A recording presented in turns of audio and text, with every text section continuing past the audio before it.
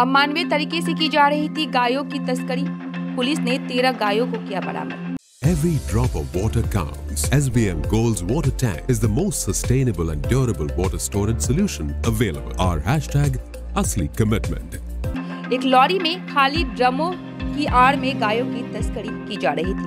Police ने गुप्त सूत्रों से मिली खबर के आधार पर कार्रवाई करते हुए छापेमारी कर इससे पर्दा उठाया है। मालूम हो कि जलपाईगुड़ी जिले के राजगंज थाने की पुलिस को सोमवार देर रात सूचना मिली कि राष्ट्रीय राजमार्ग संख्या 31 से होकर एक लॉरी जा रही है। बिहार से असम की ओर जा रही उस लॉरी से गायों की तस्करी की जा रही है। सूचना मिलने पर पुलिस ने फाटापुकुर टोल प्लाजा के पास जाल बिछाया और गाड़ियों की जांच शुरू की। फिर आज सुबह एक संदिग्ध ट्रक की तलाशी के दौरान खाली ड्रम के नीचे से 13 गायें बरामद की गई। गायों को काफी अमानवीय तरीके से रखा गया है। बताया जा रहा है कि इस घटना में एक शख्स को गिरफ्तार किया गया है। अमानवीय तरीके से गायों को गाड़ी में ठूस कर तस्करी की जा रही थी। पुलिस गिरफ्तार आरोपी से पूछताछ कर पूरे गिरोह को पकड़ने का प्रयास कर रही है।